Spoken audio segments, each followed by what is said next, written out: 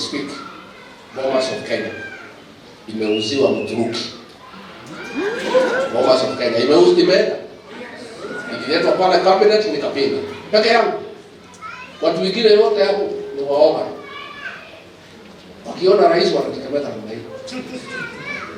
Mimi peke yake ndio nilisimama cabinet nikasema Bomas of Kenya is a national heritage and we cannot sell it. Imeuziwa Mturuki ambaye ni business partner ya mtu mkubwa sana katika hii serikali. Mnamjua. Hiyo Bomas imeenda. Na tena pale watu ya civil aviation walipinga. Wakasema the flight path to Wilson Airport ni hapo. Hiyo ndio flight path. It will be dangerous. Rais akafanya. Nilipokuwa mkali akawachana naye. Alipofukuza sasa kuna mtu ya kusema kitu. Watu wale wote ni flower gas. Unaona headline. Watu ya yes? Yes sir. Wanaitwa watu ya yes? Yes sir. Sasa pale this we are on our own, Reverend. As a country, William Ruto will do whatever he wants in this country. There is not a single person. I was the only remaining person. Ni Mungu peke yake atamsaidia. Hiyo kama sasa ameenda pale amebulldoze imepita. Mashamba yote ya jela yote imeuzwa. Jela zote zinatakiwa zihamishwe, hiyo mashamba imeuzwa yote. Mpaka makanisa ya Catholic, SDA ile iko ndani ya jela yote itabomolewa.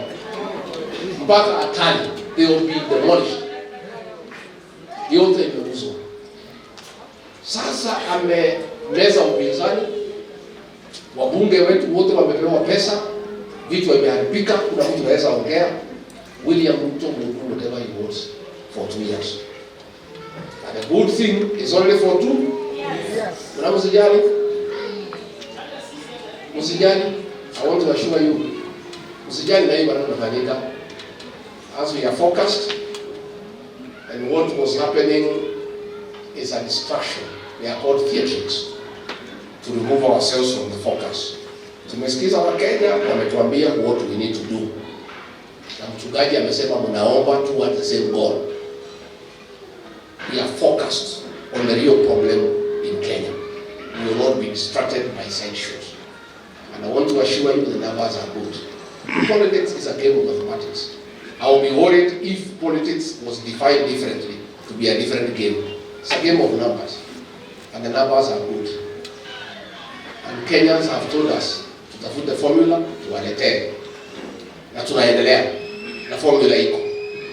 Siku ikifika, we want to ask Gen Z, millennials, mjiandikishe. Uchukue kura. Siku ikifika, muamuke mapema mfanye kazi yenu.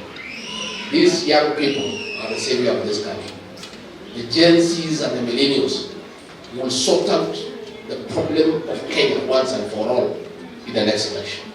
So see, kuwaomba tu, much as you are doing a good job with the smartphone, the real job is ahead.